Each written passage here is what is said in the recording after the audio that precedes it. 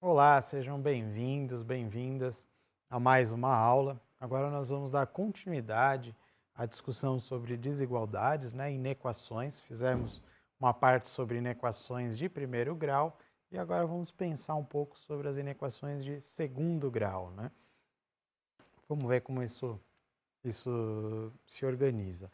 Primeiro, pela definição, né, assim, a exemplo do que já fizemos para as equações de primeiro grau, uma equação de segundo grau, uma inequação de segundo grau, ela tem um formato, né, que seria algo como ax² mais bx mais c, que é aquela forma, né, geral de uma equação de segundo grau, mas menor do que zero, maior do que zero, maior ou igual a zero, menor ou igual a zero, né? Pensando agora que nós estamos no contexto das desigualdades, das inequações. E também, né, lembrando que A, B e C são números reais e o A tem que ser diferente de zero por aquele motivo que a gente já falou várias vezes. Se o A for zero, zero vezes o x² vai dar zero e nós saímos do contexto das inequações ou equações de segundo grau, né? Voltamos para uma de primeiro. Então, o A sempre é diferente de zero. E vamos começar por um exemplo, né? Ver como é que a gente consegue resolver uma inequação de segundo grau. Bom, assim como a gente já falou no caso das equações, existem várias estratégias que a gente pode utilizar para resolver. Uma delas é a fórmula quadrática, que a gente viu como obter. Outra é fatorando. Então, existem várias opções, fica a gosto do cliente escolher qual é a melhor estratégia para si, né, para resolver aquele problema. Aqui, nós vamos optar por resolver fatorando. E fatorando por soma e produto. Se a gente se lembrar lá da aula sobre expressões, né, e polinômios, o que significa fatorar por soma e produto? Significa obter um número cujo produto seja menos 24 e a soma seja 10. Quais são esses números? Bom, menos 2 vezes 12 vai dar menos 24, né? E 12 menos 2 dá 10. Então a gente obtém esses dois valores e como é que a gente faz? Aí a gente vai testando, vai procurando números que nos ajudem a satisfazer essas duas condições, né? Que a soma seja menos, que o produto seja menos 24 e que a soma seja 10. Obtivemos aí esses dois números. Então, a partir deles, nós podemos fatorar essa expressão inicial, x² mais 10x menos 24, em x mais 12 vezes x menos 12, menor do que zero. Agora que vem uma ideia, a gente precisa, antes de sair resolvendo essa inequação, pensar quais seriam as raízes dessa equação aqui, dessa expressão primeiro, x² mais 10x menos 24. Ou seja, eu quero saber em que pontos essa equação é zero, para que valores ela é zero. Depois que eu pensar sobre isso, eu consigo pensar, bom, se ela é zero aqui e aqui, onde ela é menor do que zero? Que essa é a resposta que a gente quer obter. Então, primeira coisa é descobrir aonde que é zero. Bom, isso a gente já fez algumas vezes, né? Eu tenho um produto de dois números, o x mais 12 e o x menos 12. Não é? E esse produto, onde ele seria zero? Se o primeiro for zero, o produto vai ser zero. Zero vezes alguma coisa vai dar zero. Se o segundo for zero, alguma coisa vezes zero, vai dar zero. Então, eu posso avaliar onde o primeiro é zero, onde o segundo é zero. Então, obtendo essas raízes, né, ou seja, descobrir quando esse produto é zero, é o nosso primeiro passo. Olhando para essa forma fatorada, onde que x mais 12 é zero? Bom, se x for menos 12 mais 12 é zero. Então, uma das raízes é essa, menos 12.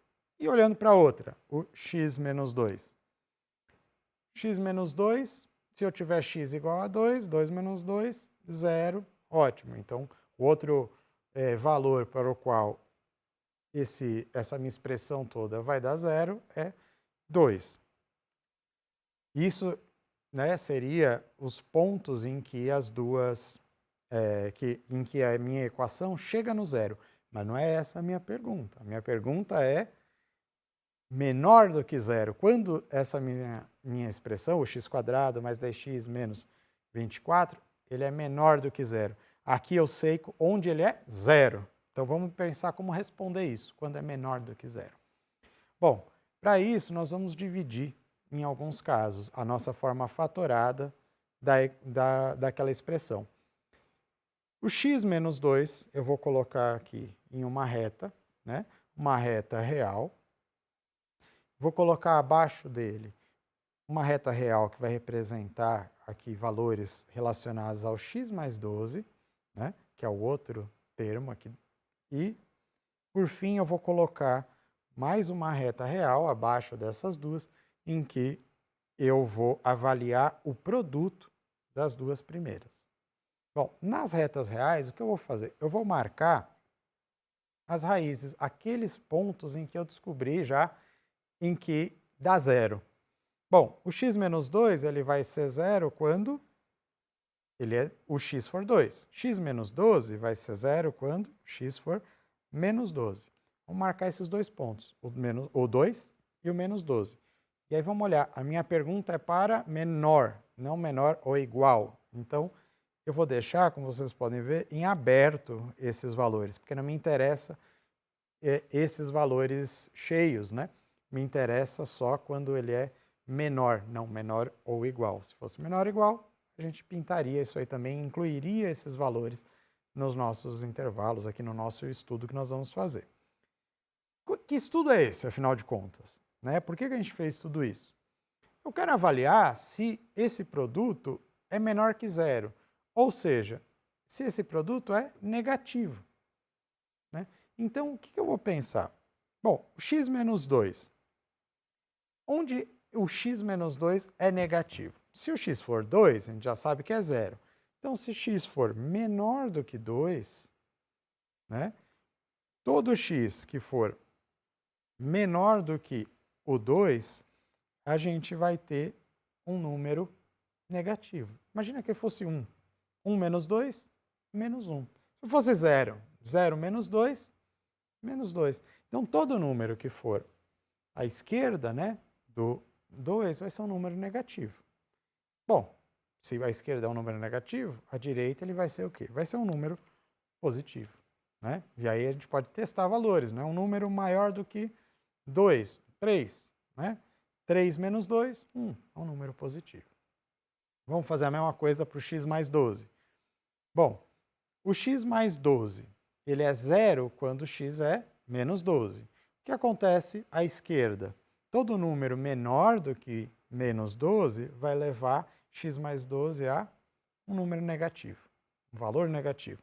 Todo mundo que tiver, né, sempre que eu achar valores de x maiores que o menos 12, eu vou obter valores positivos. E o que isso me ajuda a resolver? Agora nós vamos pensar na tal da regra dos sinais. Né? Eu não estou fazendo um produto de x menos 2 e x mais 12.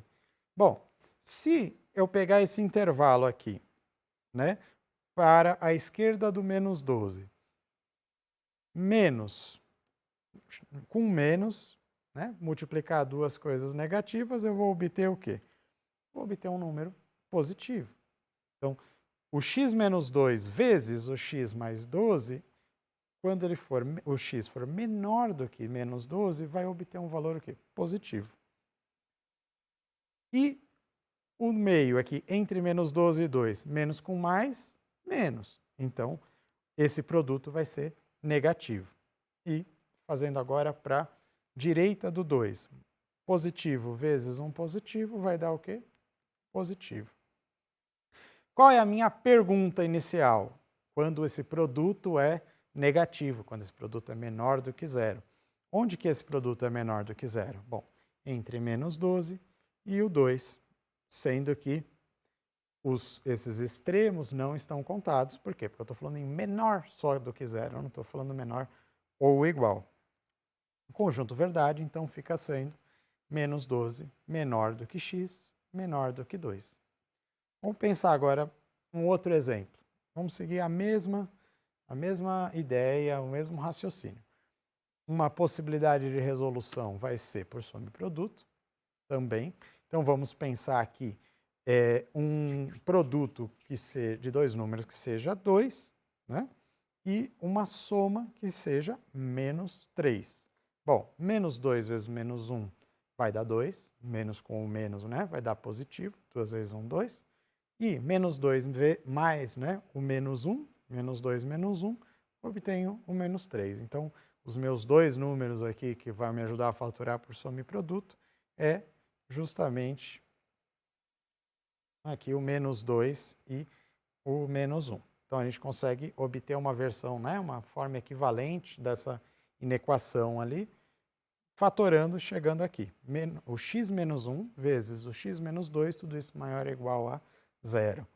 Bom, seguindo o mesmo raciocínio, né, vamos obter primeiro as raízes dessa equação x² menos 3x mais 2. Ou seja, os pontos em que isso é 0, para depois avaliar os pontos em que nós temos o maior ou igual a 0. Mas primeiro nós precisamos descobrir onde é 0. Então, olhando para esses dois termos, o x menos 1, como ele pode ser 0? Se x for 1. E x menos 2, como ele pode ser 0? Se x for 2. Então, as soluções, né, as raízes para essa equação é 1 e 2. Vamos colocar, então, isso naquele nosso esqueminha com as retas reais. Então, na primeira reta, nós vamos colocar o x menos 1, na segunda reta, o x menos 2, e na reta de baixo, o produto desses dois. Em cada uma, vamos colocar os pontos em que elas são 0. Então, o x menos 1 vai ser 0 quando x é o quê? Quando x é 1. X menos 2 vai ser 0 quando o quê? Quando x é 2. Vamos estudar agora o sinal de cada uma delas. O que acontece quando eu tenho x que é menor do que 1? Todo x que é menor do que 1, ou seja, está à esquerda do 1, vai ser um valor, né, x menos 1 vai ser um valor negativo. Agora, o que acontece para o lado da direita? Quando x é maior do que 1, x menos 1 vai ser um valor positivo. Pensando na de baixo agora. 2 é onde x menos 2 dá 0, né? É esse ponto. Então, tudo à esquerda de 2 vai ser o quê? Vai ser negativo. À direita do 2 vai ser positivo. Agora, vamos avaliar o sinal do produto. De novo, fazendo a mesma ideia. Então, vamos lá. Menos com menos, mais, pensando aqui à esquerda do 1. Bom, pensando nesse intervalo entre 1 e 2, mais vezes um número positivo, né? Vezes um número negativo, mais com menos vai dar o quê? Vai dar menos. Pensando agora à direita do 2. Positivo vezes positivo vai dar o quê? Número positivo. Bom, agora eu já consigo avaliar o sinal de x menos 1 vezes x menos 2. E vamos olhar para a minha pergunta inicial, que é a minha desigualdade. O que eu quero saber? Eu quero saber os pontos em que o intervalo em que esse meu x menos 1 vezes x menos 2, esse meu produto, é maior ou igual a 0, ou seja, que é positivo. Onde ele é positivo? Bom, à esquerda do 1, incluindo 1, porque eu estou falando em maior, igual a 0, e depois à direita do 2. Então, do 2 em diante. Esse intervalinho do meio não entra porque justamente ele é negativo para esse produto. Como ficaria o conjunto verdade? Todo x pertencente aos números reais, tais que o x seja menor, né, ou igual a 1, ou seja, esse pedacinho que está à esquerda, ou maior ou igual a 2, que é o pedacinho que está ali à direita do 2. Bom, encerramos essa aula sobre inequações do segundo grau. Espero que tenham gostado e até a próxima.